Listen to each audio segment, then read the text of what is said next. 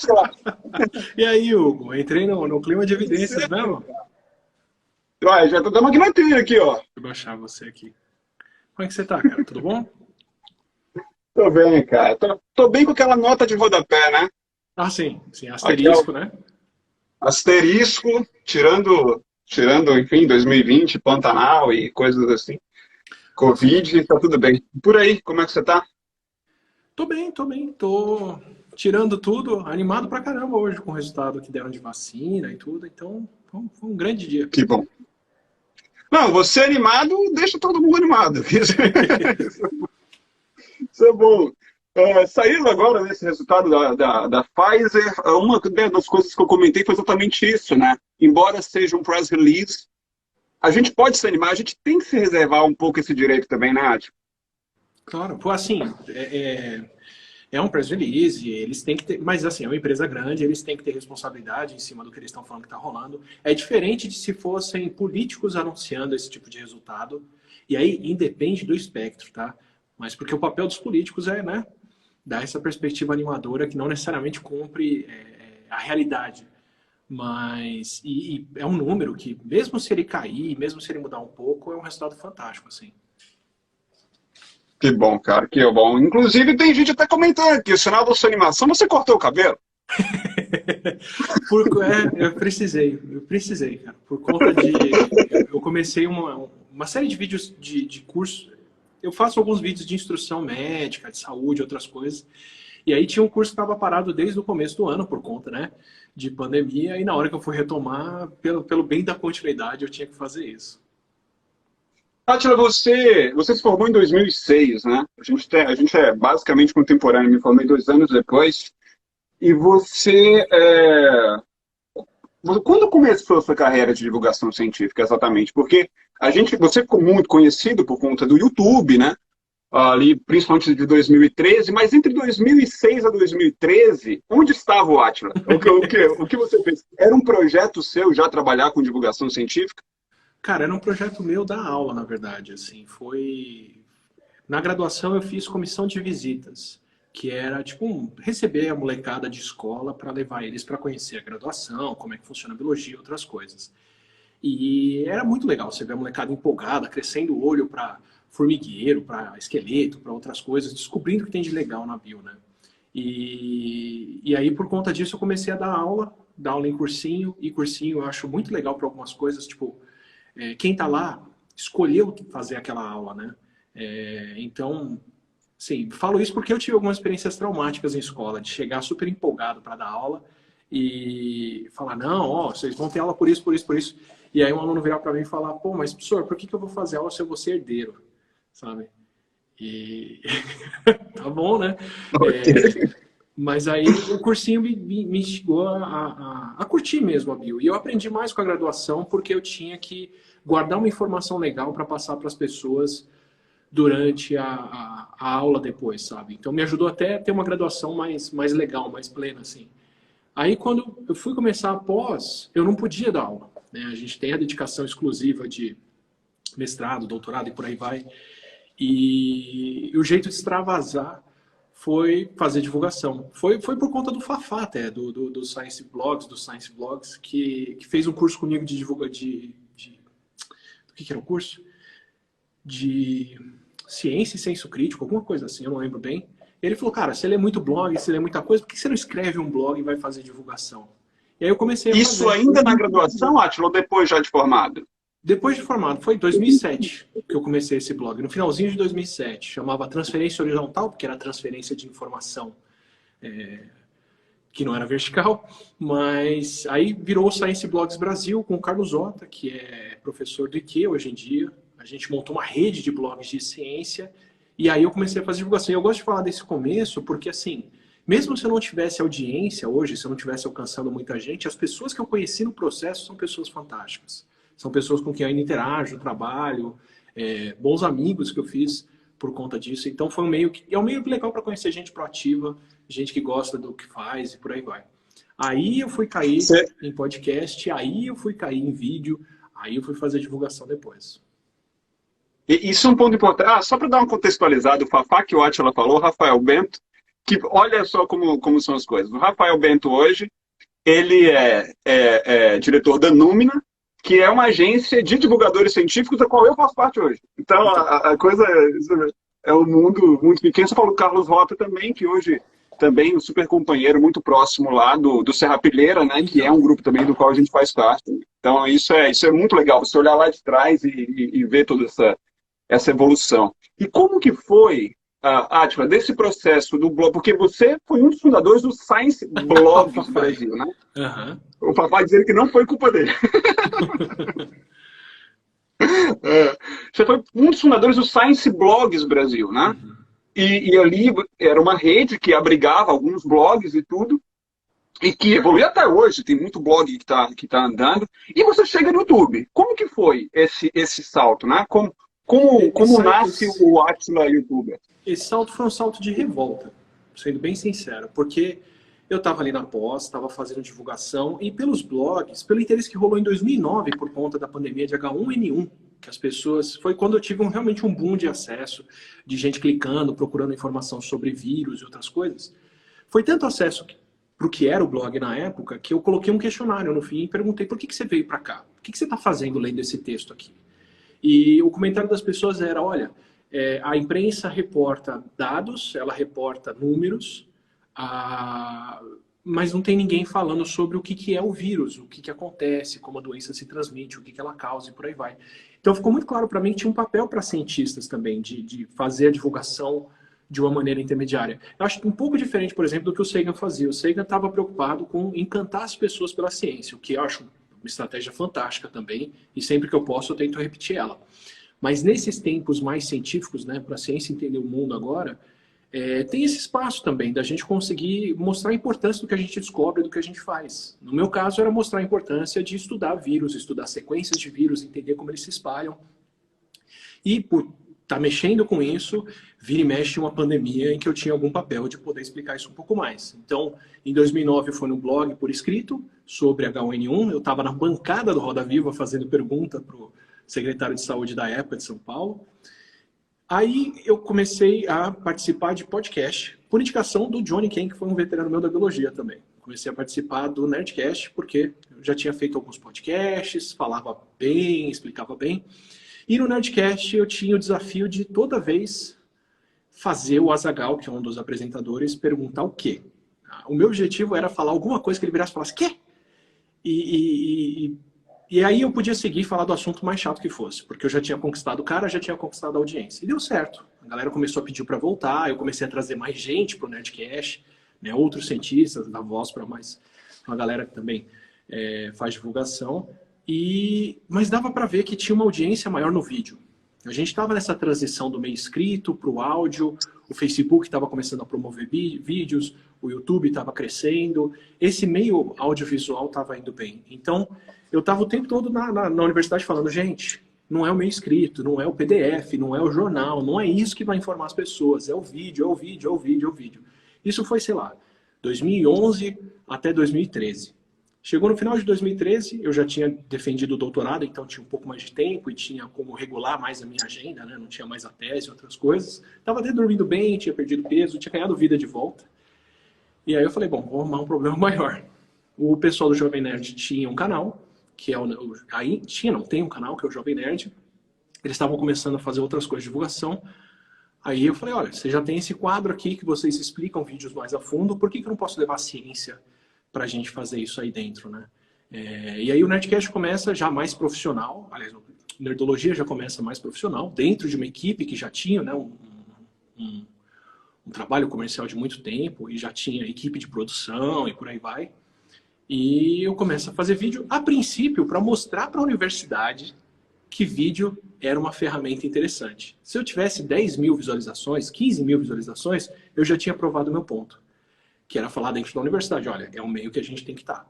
Só que aí a coisa cresceu tanto, ganhou tanto volume, que eu acabei diminuindo a atenção para a universidade e dedicando mais atenção a isso. Aí quando chegou em 2015, no final de 2015 eu acabei o último pós-doc, o último trabalho que eu tinha, e eu ainda tinha que ficar no Brasil. Tinha um convite do meu chefe para voltar para os Estados Unidos, para continuar trabalhando lá, mas por um ano, por causa do passaporte, do visto, eu precisava ficar no país.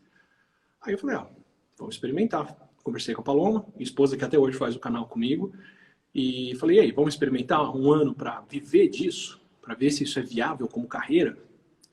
E a gente está nessa até agora. Acabei recusando a oferta de voltar para os Estados Unidos e seguir nessa.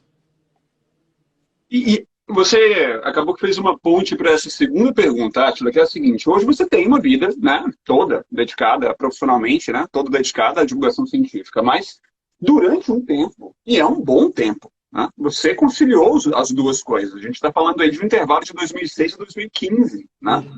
Então, esse é um intervalo muito forte. Você chegou a fazer pós-doc, chegou a morar fora ainda fazendo divulgação científica, né?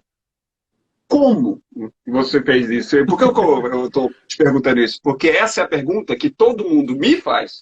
E que quando eu abri o box lá de perguntas, é o que mais as pessoas fazem, né? Quais são os maiores desafios? E uma coisa importante, você já meio que já respondeu, mas dentro da sua decisão, tá, de trabalhar só com divulgação científica, teve um pouco de entender a academia como um descaminho, alguma decepção, ou não? Foi o seguinte, não, esse caminho aqui está melhor, eu vou tentar fazer só isso aqui. Como é que foi esse processo de conciliar as duas coisas e depois decidir em uma só? Conciliar as duas coisas, precisou sacrificar uma terceira, que era a vida pessoal. Então era só não dormir, só não fazer outras coisas que algumas ideias aí se tornam viáveis. Mas o meio escrito eu acho ele mais propício, porque você tem uma dedicação menor. Eu acho que o meio audiovisual, especialmente o meio regular, quando a gente tem tem que postar com uma regularidade, fazer as coisas dessa forma, é muito mais difícil. Quando eu falei com o pessoal do Jovem Nerd que eu queria fazer o canal com eles, eu achava que eles iam aceitar, tipo, uma vez a cada 6 meses fazer isso, uma vez por ano ter um vídeo com eles. Aí eles falaram, não, é semanal. Aí ferrou. Aí eu tinha que fazer no fim de semana. Então, morei 1 ano nos Estados Unidos, fui 2 vezes para Nova York, que estava a 1 hora de onde eu estava, porque não tinha fim de semana, o fim de semana era escrevendo. Então, não vou dizer que é uma coisa simples, especialmente para o meio audiovisual e outras coisas. Mas tem outras maneiras de conciliar isso. Por exemplo, tem meios de divulgação que são muito mais próximos da atividade de cientista.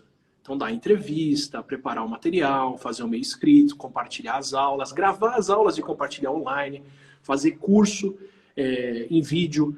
EAD eu considero uma forma de divulgação um pouco mais especializada, mas se é grátis é acessível para muita gente, por aí vai.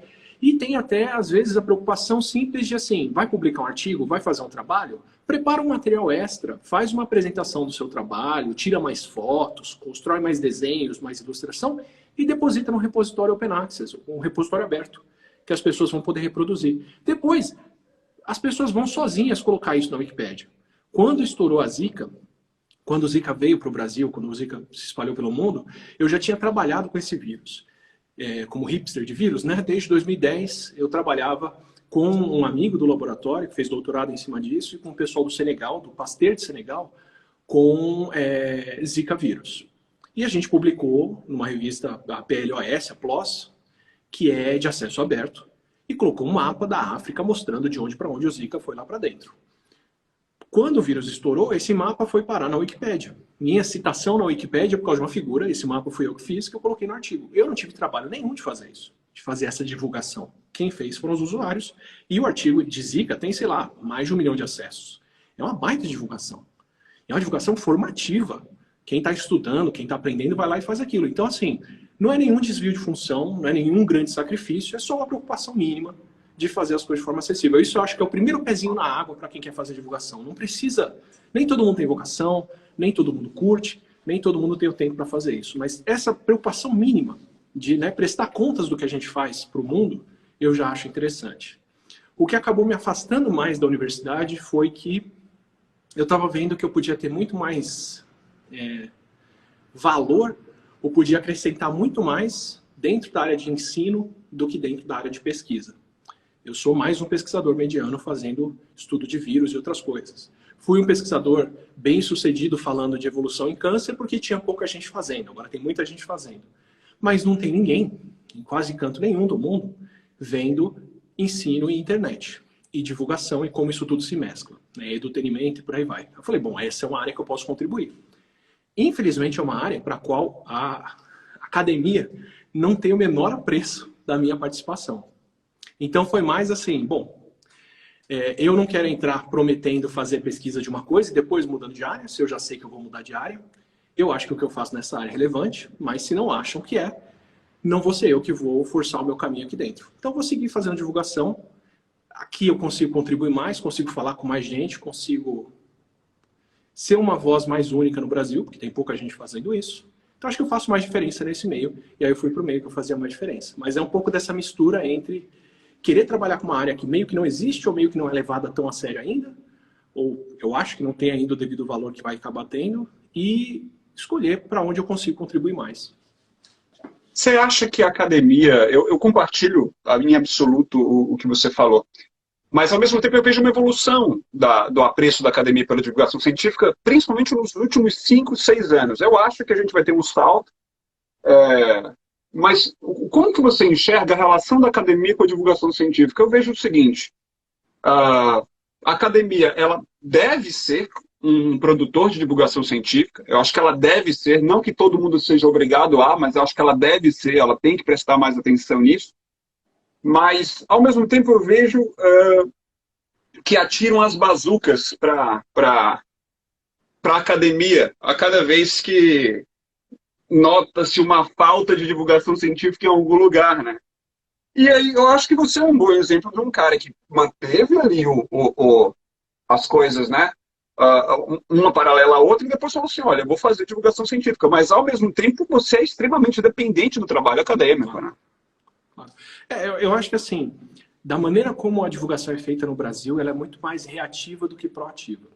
Então, como a divulgação no Brasil não traz fomento para os laboratórios, ao contrário dos Estados Unidos e da Europa, onde a galera depende de um dinheiro captado também de doadores, de empresas, de outros meios que não só uma faixa fixa do imposto, fazer divulgação lá é uma questão de sobrevivência, é uma questão de ter verba para o seu laboratório. O meu chefe, nos Estados Unidos, só tinha grana para me pagar porque ele tinha uma farmacêutica apoiando o laboratório dele, e a farmacêutica só apoiou o laboratório dele porque o nome dele era conhecido. Então, tem um porquê tornar o seu nome conhecido lá fora também.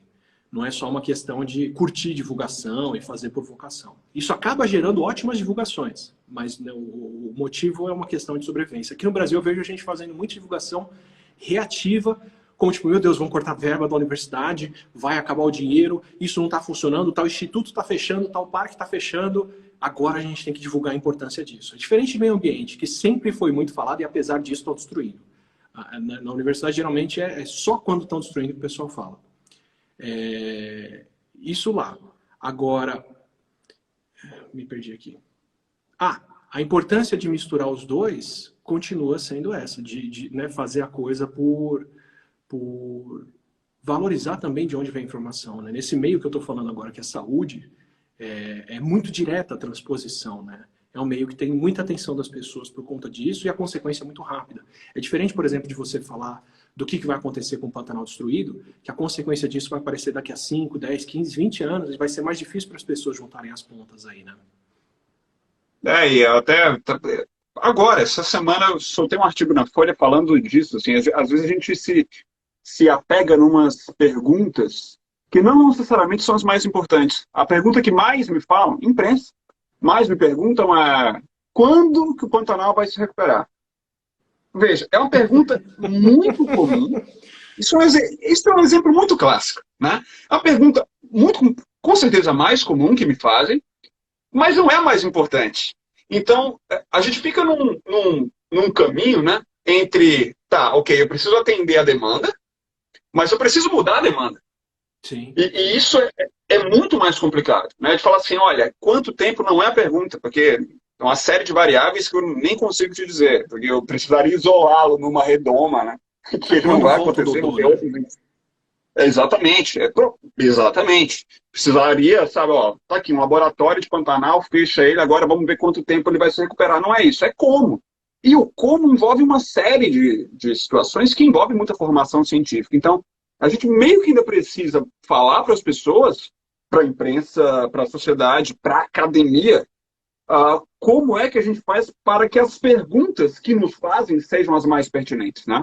Eu acho que isso, nesse ano, a gente teve uma overdose, vamos dizer assim, de situações como essa, e você, principalmente, eu já caio, inclusive, nesse assunto, Porque, enfim, a vida de todo mundo mudou. 2020, todo mundo virou uma loucura, mas eu acho que cabe um destaque importante para a mudança que foi na vida dos profissionais de saúde, dos profissionais de imprensa, nos profissionais de ciência.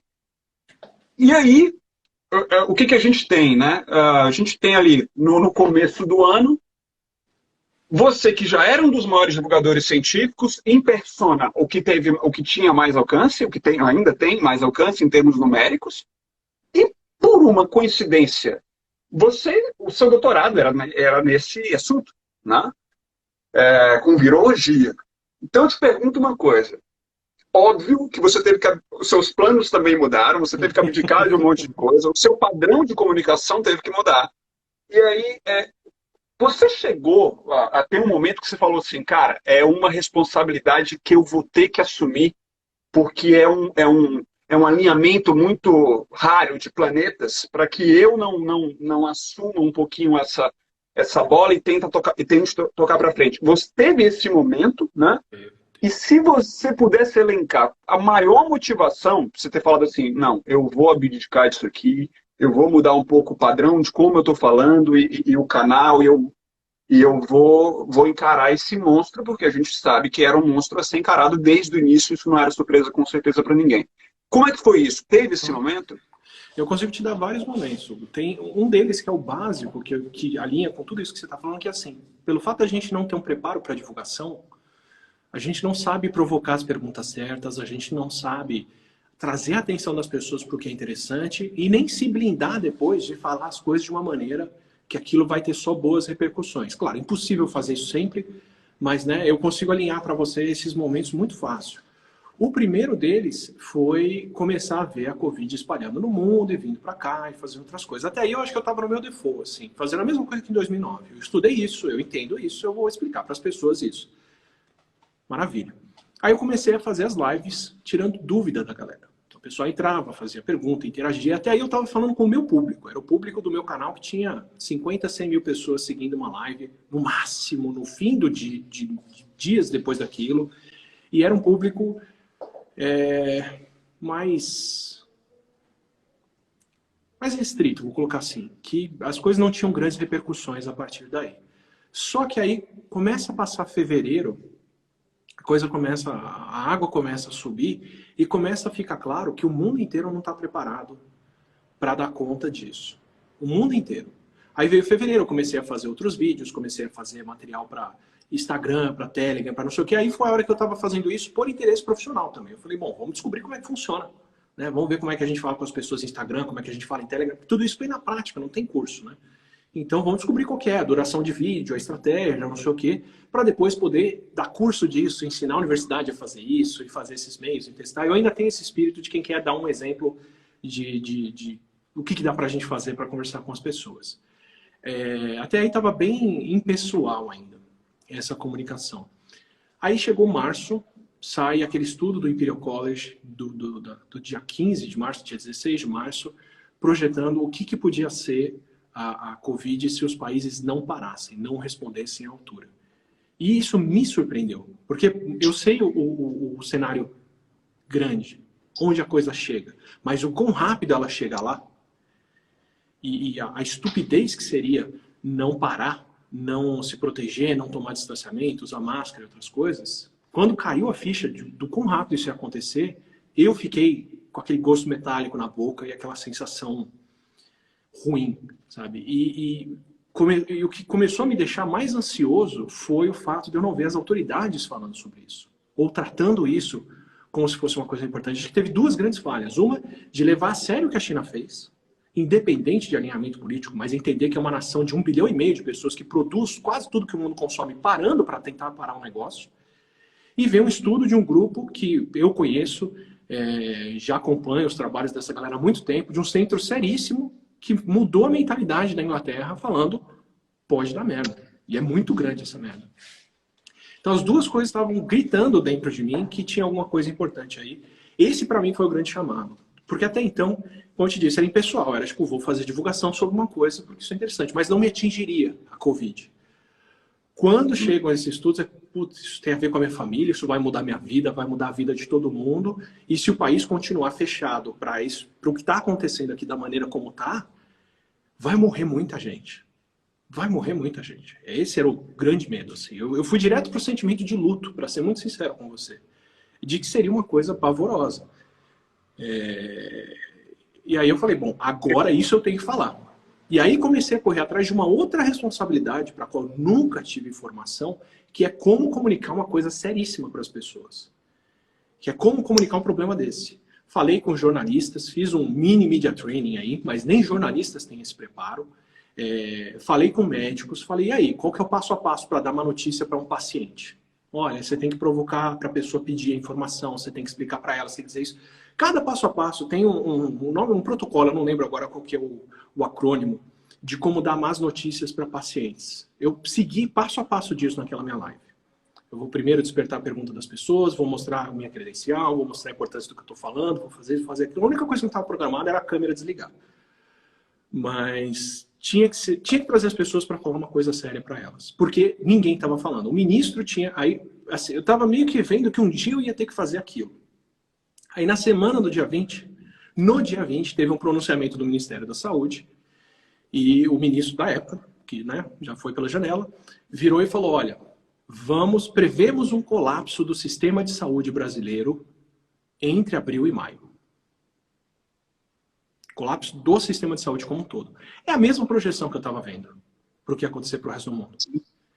Então assim, aí caiu a ficha. Falei, caramba, eles estão trabalhando com o mesmo cenário. Eles estão trabalhando com a mesma coisa. A margem de quantas pessoas vão, se é centenas de milhares ou se é milhões, fica pelo quanto cada um está sendo mais preocupado aí. Mas a real possibilidade de ter mais gente do que leito, e isso colapsar o sistema de saúde em semanas, também estão trabalhando. Como o mundo inteiro estava. Quando caiu a ficha de todo mundo que, tipo, a China ela estava absorvendo um tranco enorme e que a Itália não deu conta, que a Espanha não deu conta. Aí eu falei, ok, agora é uma outra responsabilidade. Eu vou ter que falar disso a sério mesmo com as pessoas. E foi um processo brutal para mim, de aceitar que aquilo estava acontecendo. Era um dia que meu sogro estava vindo para casa, ele tinha que fazer quimioterapia, eu ia ficar com eles morando em casa. Eu absolutamente não estava preparado para falar disso, nem pessoalmente, nem profissionalmente, naquele momento. E aí eu fiz a live do dia 20, que foi o que foi. Desculpa. Não, pode falar, pode falar. E ela tirou um peso das costas, porque era uma coisa que para mim era muito importante falar, mas ela trouxe uma outra atenção e uma outra responsabilidade que eu nunca imaginei ter, nem quero ter, tá? Nem acho bom que esteja acontecendo, porque esse tipo de responsabilidade quem tem que ter é o ministro da Saúde, sei lá, o Fauci lá nos Estados Unidos, que tem o NIH inteiro nas costas dele, o NIH, tem né, o CDC, sei lá, o chefe da Fiocruz, a chefe da Fiocruz, qualquer pessoa, menos um cara que está fazendo divulgação em casa. Tá? Isso, para mim, é muito mais um símbolo do buraco, do vácuo de informação que a gente tem no país, do que da minha capacidade de falar com as pessoas, do que eu estou falando ali. Porque o recado é o mesmo, que todos esses outros personagens passaram nos outros países. A diferença é que não tinha ninguém aqui falando disso publicamente. E aí o vídeo chegou em, sei lá, 2 semanas a 5,5 milhões de pessoas. E aí caiu a ficha. Eu falei, putz, agora tem uma outra responsabilidade em cima da minha pessoa que eu nunca tive. E é uma responsabilidade que eu ainda não estou preparado para ter. De ver, por exemplo, o prefeito decidindo as coisas por causa do meu vídeo. De ver né, os estados fecharam. Não estou dizendo que foi por minha causa ou qualquer coisa assim. Prefeito eu sei porque me falaram. Mas né, o Brasil tomou uma série de medidas logo em seguida disso aí. E aí veio Roda Viva, e aí veio as outras coisas. Aí eu fiquei quieto por um tempão. Me fechei, não fiz mais vídeo, não fiz mais nada, porque eu falei, bom, agora, se eu falar, vão levar a sério. Se eu falar, isso vai ter um outro peso. Eu não estou preparado para lidar com essa responsabilidade. Eu vou ter que medir muito as minhas palavras daqui para frente, vou ter que fazer as coisas muito ponderado. Tanto que a única grande entrevista que eu dei no primeiro semestre inteiro foi o Roda Viva. Foi, ok, aqui eu tenho 1 hora para falar, para dar uma mensagem séria, e foi e acabou. E aí depois começou a perseguição, que é outra coisa para a qual a gente não é minimamente formado ou preparado, que é saber lidar com o negacionismo, porque a coisa começa a bater em interesses econômicos e outras coisas. Então tem esses 2 momentos para mim, que é o momento a transição do profissional para o pessoal, que é perceber que o problema era muito maior, ninguém ia falar disso, e depois o momento de perceber que tem uma audiência enorme preocupada com isso, querendo saber disso, e alguém vai ter que falar isso. Sigo a contragosto falando disso. Queria estar divulgando sobre qualquer outra coisa que não fosse Covid agora. Não queria ter que estar preocupado com isso. Queria que meu cabelo fosse um problema meu, se eu corto ou não, e não um problema para um trending topics no Twitter, porque eu estou descabelado, porque o computador pifou antes da live. Sabe? Mas paciência, assim, não é um pacote. Você sabe que aqui em casa foi uma loucura, assim, porque quando você... Bom, primeiro foi uma loucura porque Cecília, que é minha companheira, estava na Irlanda, e aí aquela loucura de ter que trazer de volta e tal, não sei o quê. No meio dessa... E minha cunhada nos Estados Unidos, minha Nossa Senhora, foi uma loucura. No meio dessa loucura, eu também tive que mudar muito da minha vida. E óbvio, porque você, divulgador científico, trabalha com assunto. E eu, que não trabalho com bicho, cara. Foi um negócio assim, eu falei, gente, eu tinha, bom, enfim, projeto com serrapilheira aprovado, de divulgação científica, a gente com tudo planejado, fazer viagem, filmagem de onça, não sei aonde e tal, não sei o quê. Cara, eu cheguei e falei assim, depois da sua live, e eu quero dizer aqui que a sua live, para mim, não houve nada, absolutamente nada do tipo, ah, não, ele falou que ia morrer X. Não, tá tudo certo. Eu entendi o que precisava ser entendido. Caso nada fosse feito, o cenário é esse. Não foi isso que foi feito, né? Alguma coisa foi feita. Claro que muito aquém do que a gente precisa, tanto é que o nosso cenário é caótico, né? Na questão mundial, mas eu lembro que eu cheguei aqui e eu falei, cara, eu vou ter que transformar isso aqui num bunker. E foi o que eu fiz. Do jeito que estava aqui, fiz um grupo de WhatsApp com 2 médicos, o Takata, estatístico, né? Que é biólogo estatístico. Roberto Takata, um abraço. O Takata, um amigo meu, que era estatístico pesadíssimo e tal, e saí engolindo coisas que eu nunca vi na vida, velho. Nunca vi na vida. E tentando conferir com o que dava, com os caras e tal. Muito tempo depois eu entrei pro observatório, mas ali era com o que dava. É exatamente isso, sabe? Às vezes eu também sofri aqueles ataques em massa, né, de hacker. O sentimento que dá é esse, assim. Porra, se estão colocando em mim, que é um cara que, nossa senhora, tá 100 vezes menos visibilidade, 100 vezes menos ataque. Estão colocando, às vezes, em mim uma responsabilidade que eu falo, caramba, velho, vocês têm que cobrar, definitivamente não é do divulgador. Né? Primeiro que nem houve erro, mesmo que tivesse havido, sabe, não é aqui que a gente tem que andar. E eu acho que esse é o grande ponto, sabe, que a gente precisa falar para as pessoas que geralmente elas não entendem. É muito difícil elas separarem o papel da responsabilidade do cientista em fazer uma pesquisa, desenvolver uma vacina, e a responsabilidade do divulgador em divulgar a melhor notícia, a notícia da melhor forma possível, né? Então, eu fico muito... é muito estranho quando as pessoas cobram de vocês. Bom, se cobram de mim, cobram de você 1000 vezes mais. Do tipo, tá, por que você não está aí fazendo a vacina? Sabe? Tipo, você não é cientista, então...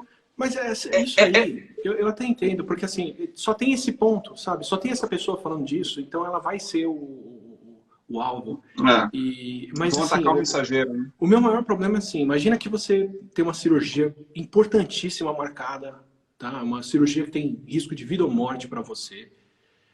Você se preparou, né? Tá, tudo ali vai acontecer, um negócio assim enorme. Aí você entra no hospital, você tá lá na salinha de preparo para entrar na cirurgia. Aí entra uma enfermeira, como quem não quer nada, ou um enfermeiro, comenta com você, bom, e como é que tá o jejum aí? Você fala, jejum? Ninguém me falou de jejum. Você não fez o jejum? Se você não fez jejum, você vai morrer na mesa de cirurgia. Você fala, o quê? E aí, de repente, a pessoa que está ali conversando com você te conta o tamanho do problema que é o negócio e você descobre que a tua vida estava em risco, porque ninguém te comunicou o real problema do que é aquilo. Esse sou eu. Sabe, não tem cabimento, sou eu que estou falando, ser eu quem fala para as pessoas, para o comércio, fala, olha, não é 15 dias de quarentena, não é 15 dias de distanciamento, vai ser um semestre. Tá? Assim como não sou eu que devia estar falando para as pessoas, agora o ano que vem vai ser pior, porque a gente já começa o ano quebrado e com mais casos de Covid. E não estamos fazendo nada para isso ser minimamente diferente do que foi esse ano. Pelo contrário, a gente está fazendo o possível para o problema ser pior. Então, assim, Tinha que vir a notícia e o plano, sabe? Tipo, olha, a gente vai dar tanto tempo de apoio financeiro aqui por conta disso, mas se preparem porque são tantos meses, são tantos problemas, é isso que a gente espera. E não tem cabimento ser eu quem fala isso. De jeito nenhum. E aí acho que entra num ponto que é como mudar o nosso padrão de comunicação, né? Porque assim, logo, enfim, você abriu o seu próprio canal de YouTube, inclusive, né? Que, que cresceu vertiginosamente, claro, por conta de tudo que está acontecendo. Embora você tenha aberto no ano passado, não foi isso? Foi ano passado que você abriu. Foi em agosto do ano passado. Não foi? E aí a gente vê que existe um Átila do Nerdologia, existe um padrão de comunicação do Átila do Nerdologia, que é um pouquinho diferente do padrão de comunicação e até dos temas que você aborda no seu canal, que é diferente do Instagram, que é bem diferente do Twitter e tal. E aí, dentro dessa redoma, existe um método de comunicação, existe um padrão de divulgação que seja ideal. Não me parece, pelo menos assim. E tem né? Eu vejo grandes estratégias, mas você que também está nessas multitarefas, também escreve para a Folha, né? Também ainda continua escrevendo. Como é que você escolhe isso e como é que você entende? São cartas que você tira? Como é que você entende qual a melhor forma de falar com as pessoas dentro desse leque de opções? Né? Eu acho que o que tem em comum entre todos são princípios. Qual que é o princípio? Pegar informação com fontes, transmitir a informação mais confiável, tentar fazer isso da maneira que fale com o maior número de pessoas possível. Esses são os princípios que eu tento seguir em todos esses meios. O que todos eles demandam é uma empatia de entender o que as pessoas procuram, e isso vai acontecer por teste e erro, não tem jeito. Não tem uma rede que eu tenha entrado e falado, eu sei o que as pessoas querem aqui e era o que elas queriam. Eu tive que abrir mão do que eu queria fazer naquele meio para fazer o que as pessoas esperavam daqueles meios. Então, o Instagram precisa de mensagens curtas, as pessoas não têm, a não ser em lives ou coisa assim, mas né, para vídeos regulares, atenção de 1 hora, algo assim, elas estão usando celular, tem a banda restrita, não sei o que, nananá, beleza. YouTube tem uma atenção mais longa, mas depende do clique. Telegram é só para encaminhar, WhatsApp, X, Facebook, até hoje não tive entrosamento para fazer, mas cada meio desse tem uma atenção gerada.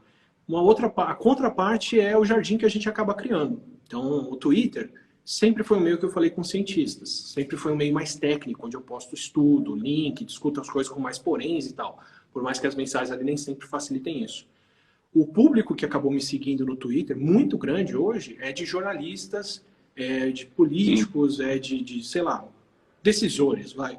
Então, por mais que eu falasse com um grande público que ia gostar de entretenimento, outras coisas até antes da Covid, hoje, o melhor uso que eu faço dessa audiência lá, e para mim o único uso que me justifica estar lá dentro, é passar as mensagens mais importantes. Então, estudo, resultado, teste, prós e contras e por aí vai, com mais detalhe. Mas aí é ir construindo de acordo com a audiência de cada meio, assim.